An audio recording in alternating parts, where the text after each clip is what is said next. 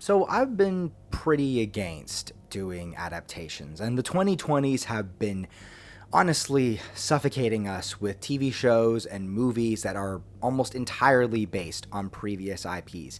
The other thing that kind of sucks about this is more often than not, they tend to change what is integral to the story, what the original fan base loved, and disrespect the artists, disrespect the fan bases.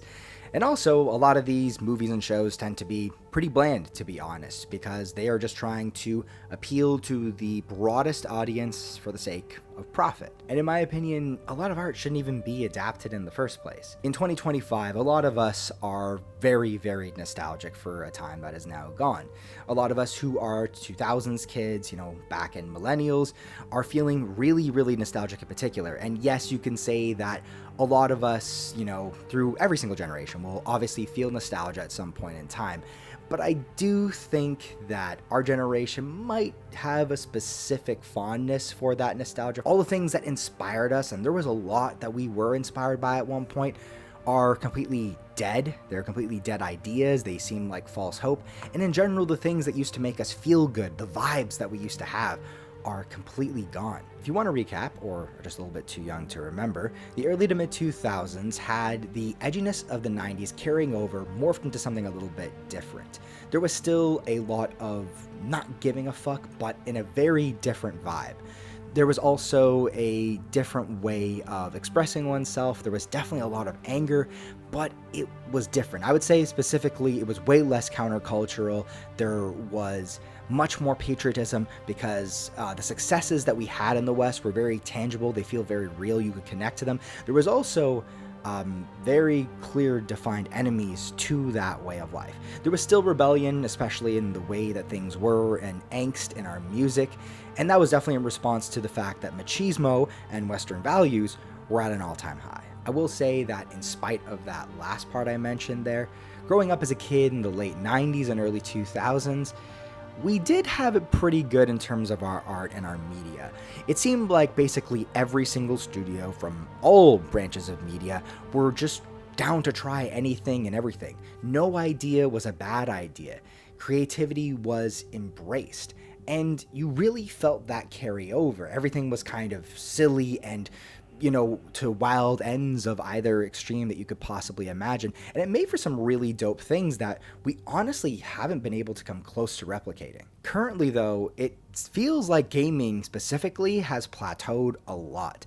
There doesn't seem to be almost any creativity. Yes, the stories, the writing, the characters are much more fleshed out. They're better. They make you feel something. That's all true, and that is definitely positive. But in terms of the games themselves, there really isn't almost any creativity. There's nothing new. There's no innovations. And we used to see innovations in gaming constantly back then. And it's clear that the transition now is to play it safe. Conversely, everything you consumed in the 2000s was always trying to be whatever exactly it was trying to be at its heart, at its fullest, no matter the backlash. No game creator or developer ever cared what you thought of their games, no matter how wacky they were. They were trying to be as over the top as possible. And even if these games weren't your cup of tea, you had to have loved the fact that they tried this stuff, that they were always going for it, that they were always just being what they were to the fullest extent. And few game series represent this better than the Devil May Cry series. The series really embodied part of what made gaming so great at the time. Silly, wacky styles with over-the-top action and an overpowered, stylish protagonist in Dante. Something with a very similar vibe that also rose up a lot in the 2000s, especially in the West, was anime, where you could replicate and honestly even surpass the amount of silliness and wackiness, the craziness, and the insane beautiful action that you would get in these shows that a lot of us were raised on. Now, if you want to capture the vibe and really feel what it was like back then, I think the best music for that might be the genre of nu metal. And when you put those things together, you have a 5-star recipe for nostalgia, baby.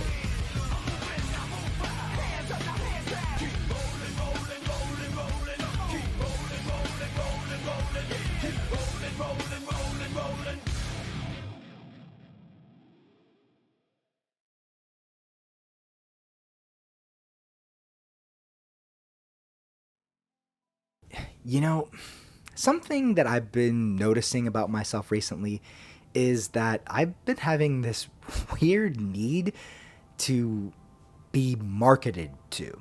I know that sounds crazy, right? Because a lot of us, we wanted to do away with commercials so much. They were always cutting in between our shows, and they do the same thing now with YouTube and other forms of streaming and stuff now, and we kind of tend to hate them.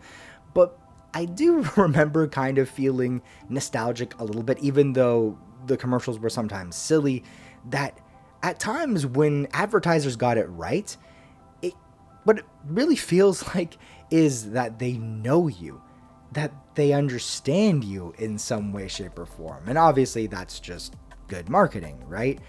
But now what it feels like is everything is so bland, it doesn't feel very personal, and all of that is just gone. It's weirdly kind of soul-sucking to not have good commercials. Don't get me wrong, we did have the Pepsi commercial with the two chickens sumo wrestling. It wasn't all good, but hey, at least I remember it. You know what I also distinctly remember being a part of my childhood, and maybe even yours, even if you didn't watch it? That was anime. And yes, anime does have some bad tropes to it, and I do think it needs improvement here and there. But personally, I still love anime. At its peak, I think it's one of the coolest art forms. And something that also came along with the rise of anime in the West was also the rise of YouTube, which has now become the biggest online video hosting platform. Another thing that got really big when you put those two things together and added some Linkin Park over the top of it was AMVs.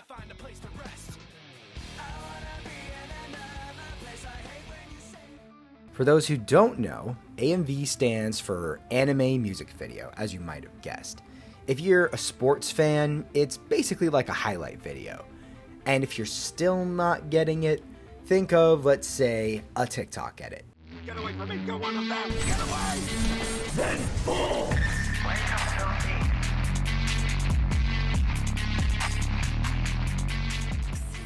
And when I saw that they were going to use Limp Bizkit's Rolling over their amazingly edited intro, I was hyped. That was the first spark.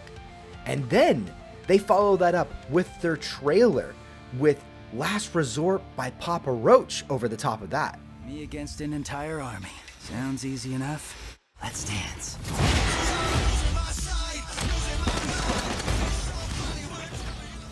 And last, but certainly not least, Evanescence releases a brand new song, Afterlife, specifically made for Devil May Cry, dropping it with the trailer. And if you haven't seen the TikTok version or the lyrics version on YouTube, man, you have to check it out. It is some of the best editing I've seen in a very long time.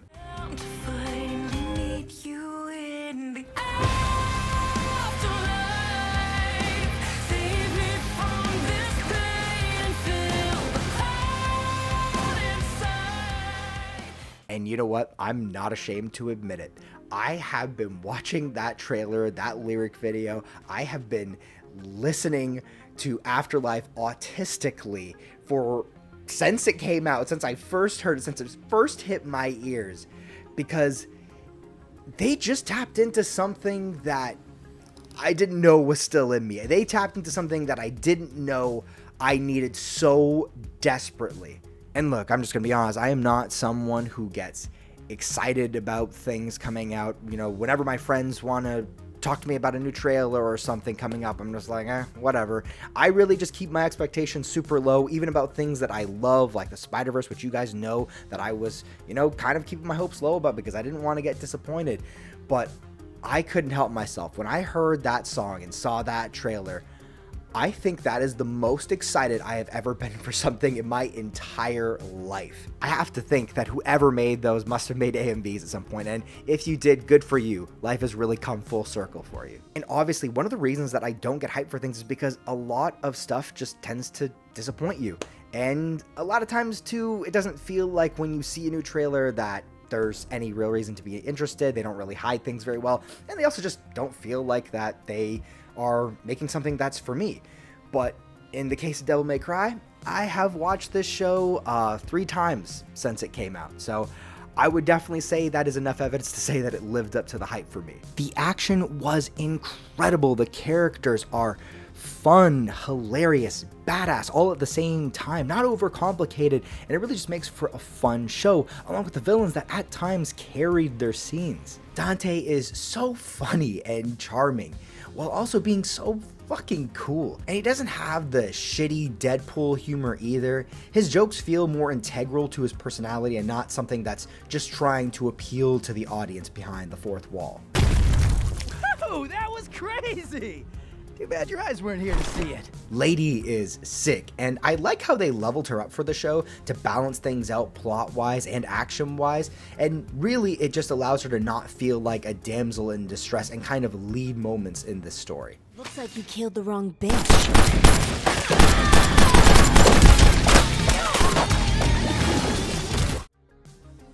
The voice acting in general, though, was spectacular, with the legend himself, Kevin Conroy, giving us another stellar performance as Vice President Baines, who is a religious zealot that gives me chills. There is demon blood in you, that much is certain. You were born with a black stain on your soul. But none of us are beyond God's light. He may still see fit to cleanse that stain. I really think this Devil May Cry Netflix show has really just proved to me how nostalgia-pilled we all are, myself included. And, you know, I've seen the responses a lot of you have had to the marketing, and it's really been the exact same feelings that I've had. It's not just the marketing and the soundtrack, though. Devil May Cry is constantly throwing pop culture and gaming references at you. From the Constantine lookalike in the beginning of episode 1, the Resident Evil joke that they dropped, Capcom references everywhere, and of course Dante doing his corny dance moves to Dance Dance Revolution.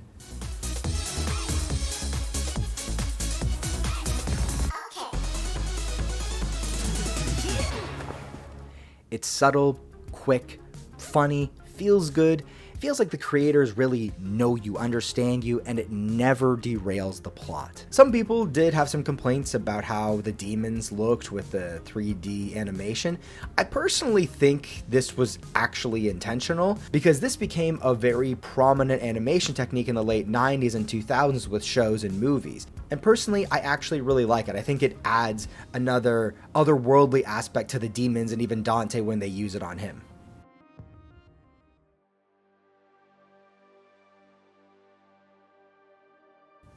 I've had to balance an idea in recent years, and while I do think still that adaptation should not be our main source of shows and movies, my mind's changed on that a little bit. Shows like Devil May Cry and Arcane are perfect examples of this. You have two IPs that have pretty large fan bases, but of course, the games themselves are not story-driven. They're driven by the gameplay, and of course, there's nothing wrong with that. It allowed both shows to expand on the stories and create something from the material that they were working with. It also allowed them to expand on some characters and give them some new and interesting traits to develop their stories. Instead of, let's say, copying and pasting the story and the dialogue of a video game that is almost entirely story-based and creating essentially nothing because the story was already told. Artistically, where I think studios and artists who make these adaptations tend to struggle is, just balancing the right things, to be honest. When it comes to adaptations, you need to still stay true to the core of the characters and the established universe, otherwise you risk disrespecting the previous artists and alienating the fans. But where my ideas have kind of shifted a little bit on this is that this should be pretty much strictly done from a vibes-based perspective. Because you also need to change it from the medium it came from to the one that you're adapting it for. Otherwise, what's the point? And at times that will mean changing some characters quite a bit and maybe even adapting the world differently. What I still definitely believe is that some mediums are just always going to translate from one to one better because of what's being adapted in the first place. I've talked about this before in my video about X-Men 97, but DMC would not be well adapted to live action because the action would suck. And the action and how badass and over the top the characters are would be impossible to replicate in a live action medium. Versus animation, where the only limitation is imagination itself. You can replicate anything from a video game and maybe even surpass it in some ways. And as the fan base knows, the action is at the core of why people love these video games, and that is also why the show is so fire. This Devil May Cry show, like the video games, speaks with its action, highlighting the personalities of the characters. Dante quipping and smirking as he's running through people and slaughtering demons, while Rabbit is the perfect mixture of calm and sadistic. And Lady's intensity and smarts always comes through. I also love the sounds, the pop from the guns, deflecting bullets with swords, and the impact of every blow feels so powerful. Speaking of power, what I have been dying for is a show with action that blows me away, and Devil May Cry did exactly that. The creativity in the action sequences in this show are absolutely peak. Nowhere else are we getting a bullet dodging, fist catching, motorcycle slinging, sprinting through a falling plane mid-air giant sword wielding half demon. This is the shit I live for. Something I really loved was the changes that they made to the world itself, basing everything in mid-2000s New York, where we have a Dick Cheney and Fox News allegory. The show gets really reflective on the political times and state of America. It critiques a very dark but also very ignorant time in our history, where I think those of us who were too young to understand, or those of us who have nostalgia-tinted glasses, really need to be able to reflect on. Bane's evangelical purity and discrimination is actually the show's underlying plot. The demons are much more complex than the black and white of the evil ones in the video games. The Machian are a people themselves, with a world destroyed by greedy dictators.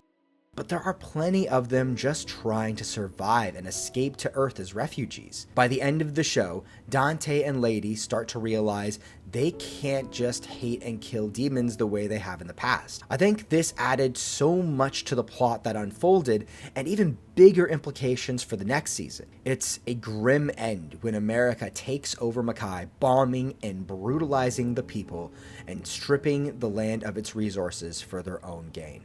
Personally, I think it's a really good allegory. I think that the whole point of this really was to, challenge our previously held ideas, be brave, and never forget what happened, to never again be so radicalized, so ignorant, and Islamophobic. And stop right there. Oh, hi, I'm Jeff. You might remember me from this video just a couple of seconds ago. I just wanted to pop in real quick and say a few things. Number one, while I do think that this is a good message, and I think it is valuable for us, I do recognize that it is a message that is to, at one point, make us remember, humanize some people, but I also recognize that that message is directed towards, say, Americans, Westerners, white people specifically. And so I do also have a feeling that this could potentially, especially portraying people as demons, could say, rub some people the wrong way, offend some people, namely Muslim people, brown people, Middle Eastern people, anybody who's been affected by Islamophobia, imperialism, all that stuff.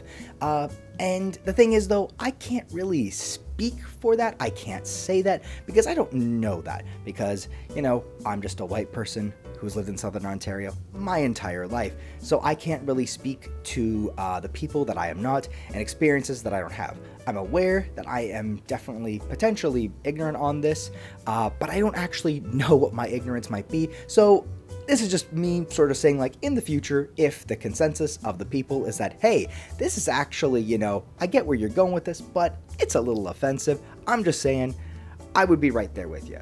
And also, while I'm here, please make sure to drop a like, drop a comment below, get in the discussion, and share this video around with your friends. And if you really, really like it, don't forget to subscribe for more videos just like this. Now back to the rest of it.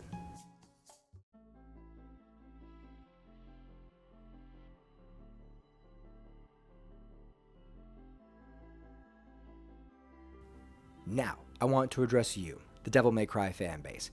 Full disclosure, I have been coming at this entire video, this entire topic, and the show itself when I was watching it from the perspective of someone who just really loved the vibes that they recreated, not the video games, because I didn't play the video games. And there's a reason for that. I was a victim of what was known as the console wars. And if you know, you know. I don't have to explain much more. If not, you can just look it up. However, I did, of course, do my research into the plot, the lore. I've watched the cutscenes, the video games, everything. I've seen it all pretty much. And the reason for that, obviously, is curiosity, of course. I wanted to know a little bit more. But I also wanted to make sure that my opinion on this was well informed. So you don't feel like you're screaming into the void because someone that you're watching didn't put any effort into the thing that you love. I know how that feels, trust me, and I wanted to make sure that I do right by you. Having said that, though, and, looking into, comments I've seen across the internet and some hardcore fans that I know, a lot of you really seem to love the show. I see very few complaints, but there were people that had issues. I do think that, they just need to be addressed, especially since this video is talking about nostalgia and things like that. I think these are some things that we should be talking about. So as I get into these critiques, I just want to give you guys a few things to think about throughout this. Number one, adaptation is a broad term. It is a pretty general term. And so that doesn't mean that adaptation automatically means you're getting something that is like for like, that they are just copying and pasting something from one medium to another. It can mean that, but it doesn't always mean that. And Devil May Cry on Netflix clearly is not trying to do that. It is its own thing. It's self-contained. It's not part of the canon or anything like that. I actually think most people know that. The way to think about it maybe is like, let's say, the Batman Dark Knight comics, or let's say compare that to the Batman the Animated Series. Think of those two things. Same character, little bit changes here and there, different universe though. Same thing with Devil May Cry. The second thing I really want you to keep in mind is that this story has not been told. It was announced that there was going to be a season 2, but this was never going to be a limited series. It was never intended to be a limited series. And so the characters in this show and the world are going to grow, they're going to change, and there might be something that you recognize more of, or it might not be, but we don't know yet. And lastly, I am not going to go over all of your critiques because that is a waste of my fucking time. And besides, that is what we have the comments for. I'm happy to have those discussions there. One of the biggest changes is the changing of the theme.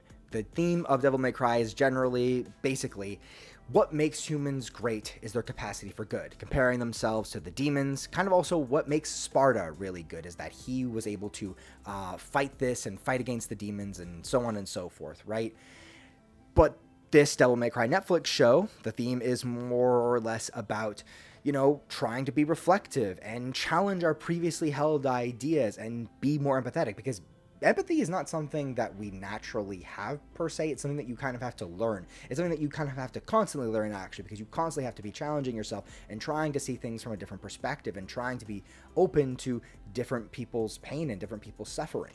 Now, people say that this sort of diminishes Sparta's legacy, and I can see what you mean by that. I actually get why you would be mad about that. But again, remember, the story is not told. I think there's a lot that we don't know about this version of Sparta. He might not actually be that different than what you might think, and I think there is a lot more there, so we'll kind of just have to wait and see. But overall, talking about that theme specifically, that is a theme, the whole idea of what makes us great, what makes humans great is our capacity for good and all that stuff. I think sort of also implies that humans are just naturally good, that will always just be good in that no matter what, we're not supposed to question these things, these decisions. But that's kind of, in contrast to the world that we're living in now, where we are actually starting to, say, hey, actually, it's a good thing that we, challenge ourselves, reflect on our previous beliefs, and sort of, become more empathetic and learn about other things that we previously thought were awful and terrible. You can curb the worst of your savageries only through collective fear and hatred of another world. With Dante, most people don't have anything but positive things to say, to be honest with you. Some of you do have some things to say about his characterization and his humor.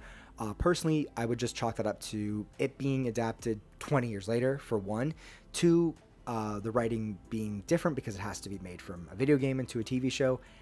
And let's also just be real about it. There is kind of a level up from video game writing to TV writing, and that was definitely the case in the 2000s because the writing back then was not great. Not to say that Dante isn't good in those games in some way, shape, or form, but I'll be honest, personally, I do find this version of him way funnier and more charismatic, but it makes sense because it's a TV show where it has to revolve around that a lot more. I would say generally that his characterization is very good and still in very good faith as well. And now we have to get into the lady of it all. Let me start with the complaint that I actually do understand a little bit. The complaint that basically she is a cop and that she's a soldier and that some way ruins her character. I can get behind that. But again, and I hate to be a broken record, the story is not yet told, and this story is one of self-reflection, of challenging your previous beliefs, no matter how hard you thought that you were actually doing the right thing, maybe you were doing the wrong thing. And in this show, Lady does show a lot of progress. She does have a moment where she's like, oh my god, like, these people aren't actually bad. They're not the demons that I thought that they were, and so she tries her best to help them. Yes, she betrays Dante and all that, but again, this stuff isn't going to come easy. It's going to be something that she's really going to have to earn. She's going to have to overcome all of these previous beliefs that she's had her entire life. And I can almost guarantee you that she won't stay this way. Here is where I have some pretty big pushback on a lot of your issues here. One of the first ones I saw was that people didn't like that Lady is able to get the better of Dante, that she's on his level. But I think thematically, story-wise, it makes perfect sense. If you don't know, in the video games, Dante is basically an unkillable badass. In the first meeting that they have, Lady fires a rocket at him, and he takes a joyride for it around the castle that they're in. But here's the other thing too, almost 2 cutscenes later, despite y'all thinking that he's like untouchable and stuff, as he like is holding her up in the air, she lands right between the eyes. So it's not as if he's been completely untouchable to her. And it is important to note, this Netflix show is not the video games. Video games are so different in their dynamic. The dynamic of the video games is it's all about Dante. But Lady has to be respectable in this because in the show they needed to get her more involved. They needed to get a lot more characters involved. And so because of that, they need her to be level up in, within reason. And I think it all makes sense. I don't think she's incredibly overpowered or anything like that. It's not like she doesn't get beat down sometimes herself or has to get on the run from the demons or anything like that. In general, I think that it makes perfect sense the way they've leveled her up. I don't think she's, beating up on Dante. In general, when does Dante get bodied by Lady? Basically never. In episode 2, she gets the better of him at one point, then he gets the better of her like almost 2 times in a row, and then she finally takes him down and, paralyzes him and injects him in the neck and everything. But overall, he's not getting destroyed by her or anything. He's just generally being cautious to not, kill her, whereas she's fully trying to kill him. In general, I would say that her characterization is pretty good. I would say that they did everything in good faith and the vibe is correct. Secondly, I think we're going to have to address the bigger elephant in the room with the backlash of Lady. And look, as I have said throughout this whole video, I am very clearly nostalgia-pilled, okay? Not denying it. I love it. I love the nostalgia. I love when you get that feeling, you feel that vibe from when you were a kid. But even I can recognize when something is just not that good. And we all have to admit, at times in the 2000s, it was real dumb. It was real stupid at times. And even as a kid, I'm sure it's just like I did. I shook my head sometimes. I'm like, what the fuck are we doing here? To bring it all full circle, I did mention this a little bit in my intro about the 2000s being very hyped up on machismo. And one of the things that came with that was the general very shitty treatment of women in society and in our art. And maybe no art form was worse to women than video games. And look, it's not even to say that Lady has really bad characterization in the video games, because during that time, there was a lot worse, let me tell you. In general, though, women having any role in a plot was super rare. They were usually just relegated to sexual objects for the young boys and the men playing these video games.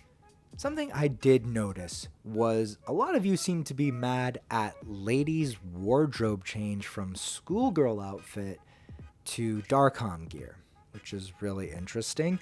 Another thing that you seem to have an issue with is how angry she is. even though she's plenty mad in DMC3. In fact, she's like mad in every single scene you see her in. Some of y'all are even mad that she says the word fuck a lot. And sure, maybe she throws it around one too many times. Personally, I didn't even think about it until y'all started bitching about it. And you know what? You can make fun of it. It's fine. I think that's all fun and games, just to make fun of someone or a character who swears a little too much. That's cool. I think that's totally fine. But for some of y'all, you're saying it like this ruins everything.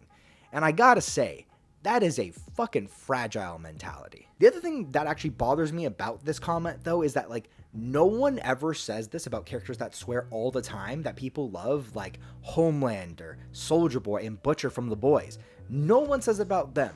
It's just weird how it seems like we have this odd double standard. And in general, like I was saying before, you seem to be really mad at how capable she is. I think some of you know where I'm going with this, but just let me finish. Because I'm seeing a lot of talk about daddy issues. And it's funny, you know, I think a lot of people, when they tend to say daddy issues, they tend to use it on women who are opinionated, have a voice, have intelligence, are capable, women who are angry, women who express their anger, especially towards men, and especially towards figures of authority. It's usually used to talk about a woman who has a bad dad, or a dead dad, or a dad that was absent, and, you know, sexualize, objectify, and degrade them in so many ways because they aren't fitting the docile little patriarchal, man-serving norms that a lot of people seem to want back in their lives, or maybe just in their lives at all. And I'm going to have to go there. You made me do it, for the record. If I'm going to give credence to the idea of mommy or daddy issues being present in any character in this game, even though I do think the whole thing is kind of a general pseudoscience thing, the only one that has parental issues in this entire show or the video games is Dante. Because Dante got triggered when he saw a blonde woman falling from the plane. Dante, who saved Trish and said the only reason he did it is because she resembles his mom. If we're gonna give any credence at all to these sort of pseudoscience definitions of anybody having parental issues, at least let's get it right. Daddy issues is supposed to be the idea that, you know, you crave the attention and validation of your father, or maybe even other men, and so on and so forth. But Lady, notably, wants to fucking kill her dad. And I think for really good reasons. I feel like we can all empathize with her on that. I feel like I would want to do the same thing. So yeah, guys, the math just ain't mathing on that one. Listen, I'm not going to call y'all misogynists or incels, but you guys got to touch grass. You guys got to stop being so weird about this stuff, because you're starting to sound a lot like this guy.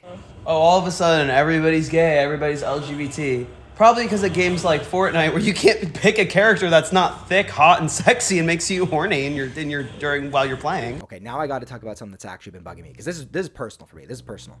You know, I am nothing else if not a hater, and so I love hating on everything. You know, Kendrick probably thinks he's Drake's number one hater, and you know what? Maybe he is. Maybe he's the number one hater that has met Drake, but I haven't met Drake, and I have always hated that motherfucker's guts. So that tells you where I'm at. And there is nothing for me that makes my blood boil than fake fans. You know what else? Fake haters. Because to be a hater, you have to have it in your soul. You have to have it in your heart. And there is no way that y'all are Devil May Cry fans. You know why? Because first of all, I've never seen so many in my fucking life. And secondly, these takes are too stupid to be fucking real. Because some of y'all will say shit like, "Oh, Virgil working with Mondays? Oh." You know what? It's almost like that happened in Devil May Cry fucking 4. Who's the fake fan now, bitch ass?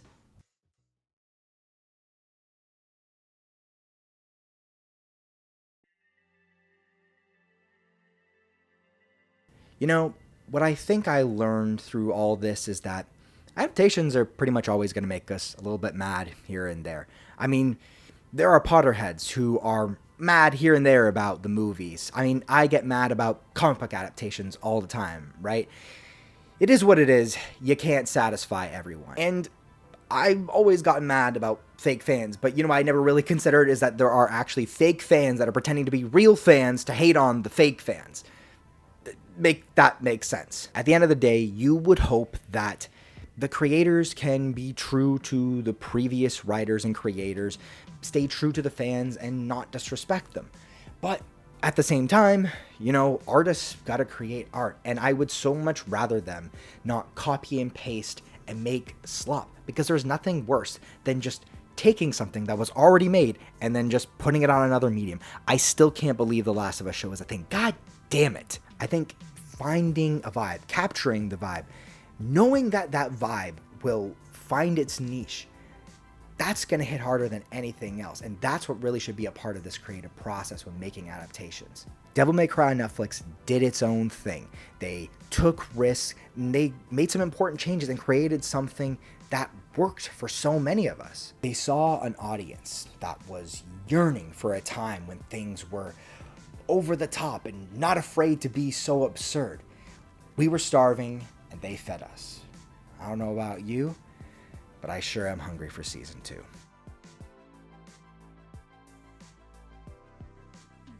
Hey, how's it going? Yes, you probably remember me. Well, I hope you enjoyed that. If you did, please drop a like, drop a comment below if you have anything to say, anything that you would have, if you maybe didn't like the show, maybe you want to see something a little different. That would be cool. That would be an interesting point to have. But of course, if you really, really like this, you think that maybe this content is for you, it'd be cool if you subscribed and shared this video around with your friends that might also like it. But yeah, this was kind of just a spur of the moment sort of thing. I just really enjoyed the show a lot. It really made me feel great, as I said. So I just figured, hey, why not use this spark to do something a little creative and fun? But yeah, hope you enjoyed it and hope you can join this little space that we're creating here. And there's a lot more to come. So thanks for watching, and I'll see y'all in the next one.